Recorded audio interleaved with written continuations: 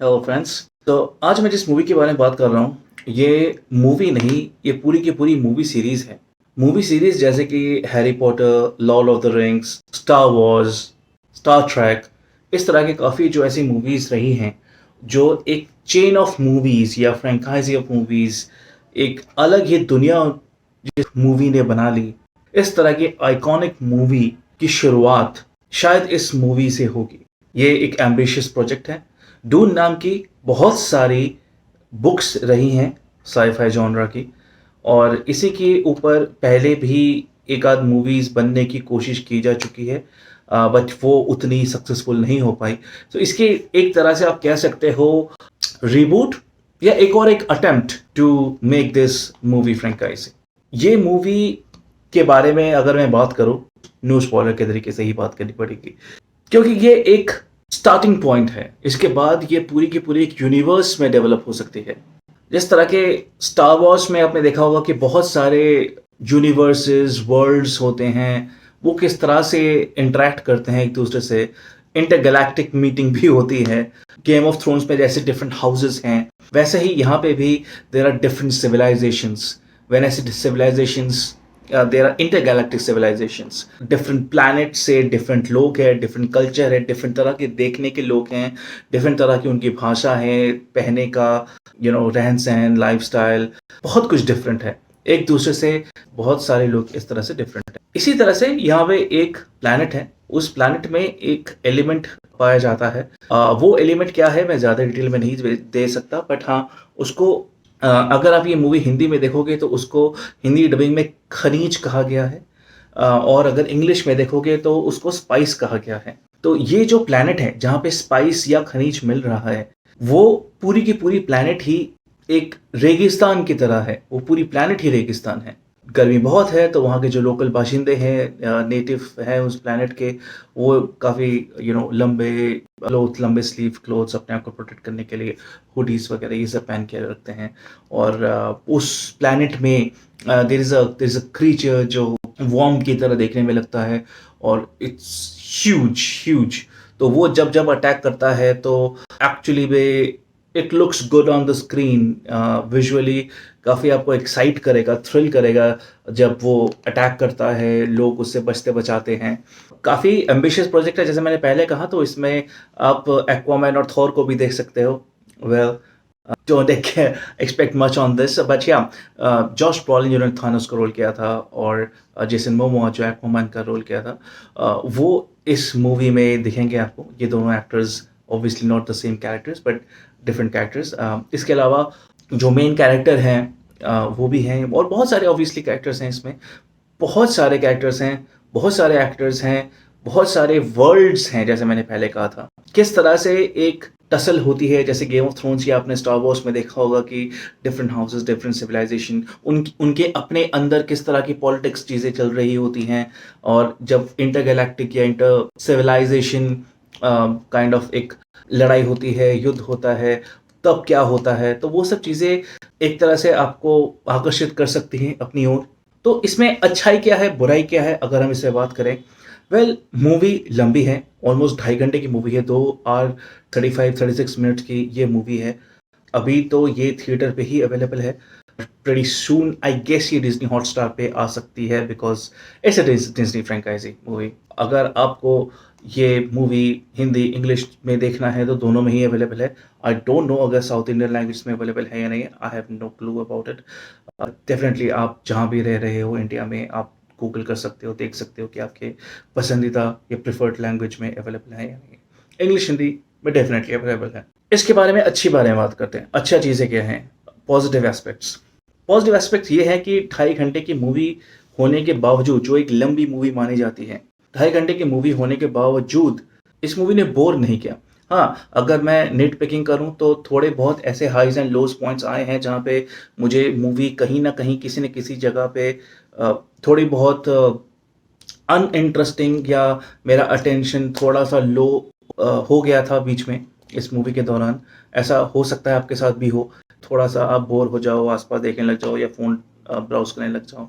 तो but that would be for a very short time, और मैं ये सिर्फ़ ये निट पिकिंग कर रहा हूँ। अदर देन दैट इस मूवी के जो विजुअल्स हैं, अगर आपको मूवी के विजुअल्स ही आकर्षित करते हैं तो ये movie will be a 5/5 for you, must recommendation for you. और अगर आपको स्टार वॉर्स और इस तरह की चीज़ें पसंद आई हो, गेम ऑफ थ्रोन्स इस तरह की मूवीज़ या सीरीज़ पसंद आई हो, डेफिनेटली आपको ड्यून भी पसंद आएगा। वो भी कहीं न कहीं ऐसा ही है कि इंटरगैलेक्टिक चीज़ें, सिविलाइज़ेशन है, आपस में बात कर रही हैं, इंटरैक्ट कर रही हैं और एक एलिमेंट होता है, उसको पाने की एक रेस होती है। तो ऐसा मैड मैक्स में भी था, उन्हों को पानी के लिए करेंसी थी वो, water was the currency over there.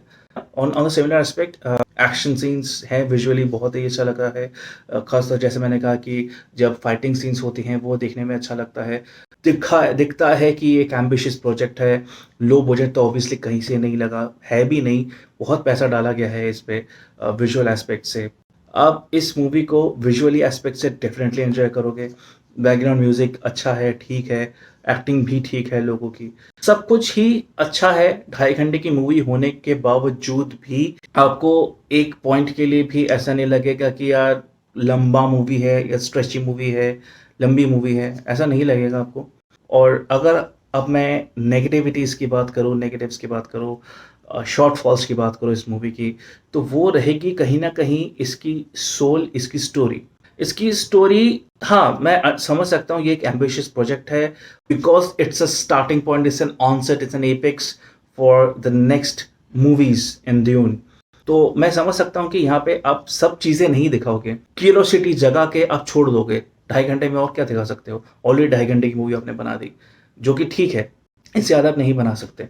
तो मैं ये कहूँगा कि इसको मूवी की तरह से ना दिखा के अगर आप इसको सीरीज़ की तरह से दिखाते, आई डोंट नो, शायद वो एक बेटर होता, बट ये मेरे ओपिनियन के हिसाब से है।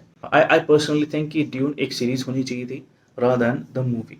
ये मूवी है, fine, no problem on that.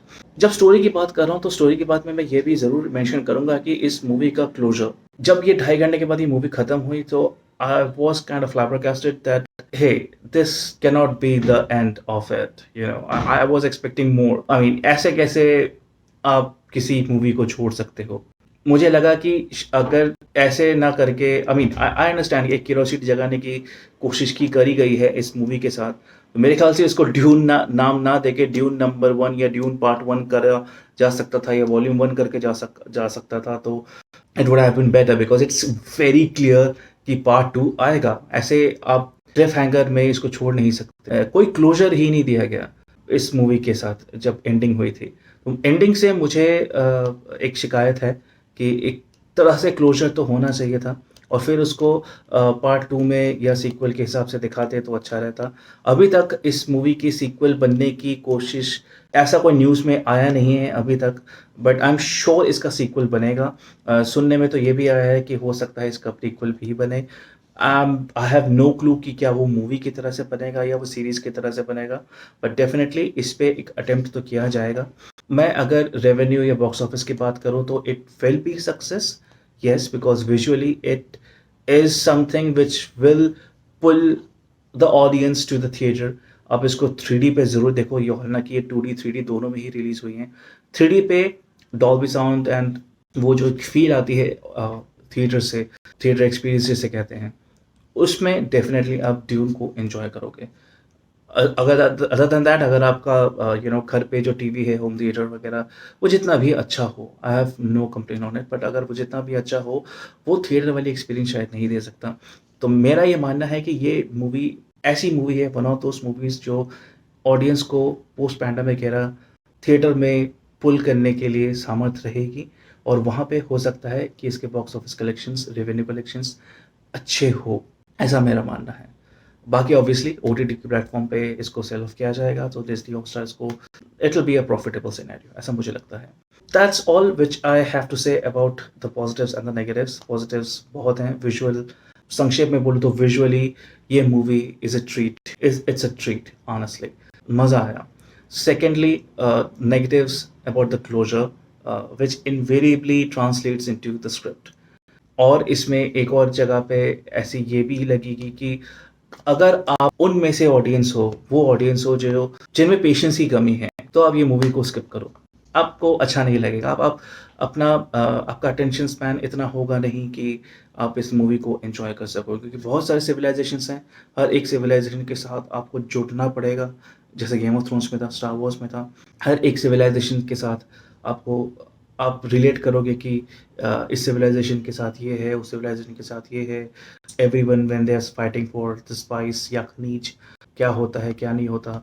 अब मेंटली शायद आप एक नोट ना रख पाओ कि क्या हो रहा है, क्या नहीं हो रहा, कौन हीरो है, कौन विलेन है। इस तरह की मूवी में कोई हीरो विलेन एज़ सच उतना नहीं होता, जैसे स्टार वॉर्स में भी या गेम ऑफ थ्रोन्स में भी। There are multiple characters whom you like, there are multiple actors whom you like, there are multiple civilization houses which you like, which you root for. तो ऐसा कोई एक पसंदीदा किरदार मेरे ख्याल से चूज़ करना मुश्किल होगा।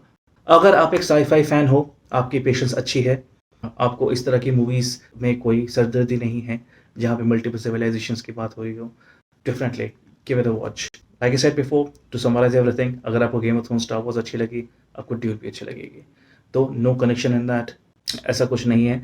अगर मैं कहूँ कि स्टार वॉर्स की तरह ही ड्यून्स हैं या गेम ऑफ थ्रोन्स की तरह ही ड्यून्स हैं, तो it will be as stupid of me to say that Gangs of Wasseypur is like Mirzapur. नहीं, दोनों बहुत अलग-अलग मूवीज़ हैं, राइट? सेम वे ड्यून भी स्टार वॉर्स नहीं है या गेम ऑफ थ्रोन्स नहीं है, अलग है, बट आपको मैं थीम समझाने के लिए ये रेफ़रेंस दिया था। With this I am closing this review. मैं इस मूवी को 4 आउट ऑफ 5 रेटिंग दूँगा। हाफ ऑफ स्टार मैंने काटा है, that was only for the closure bit, lack of patience कह सकते हो आप। सभी ऑडियंस को ये पुल नहीं कर पाएगी। That's the only flaw which I can see for now. I hope इसकी सीक्वल या इसके आने वाली मूवीज़ या सीरीज़ जो भी होगी, वो ज़्यादा एंटरटेनिंग होगी। Definitely it's a good platform to start with. With this, अगर आपको ड्यून के बारे में थोड़ी बहुत भी जानकारी मिली, क्यूरियोसिटी जगाया मैंने, या अगर आपने ड्यून देखा है, तो if you resonate with what I am saying, throw me some likes, and of course अगर ये फेस पहली बार देख रहे हो, तो वो जो रेड बटन नीचे है, subscribe that, and bell icon ज़रूर दबाइए, सो दैट मैं जब भी कोई वीडियो अपलोड करूँ, आपके स्क्रीन पे आ जाऊँ। That's all me for now. Take care. Bye.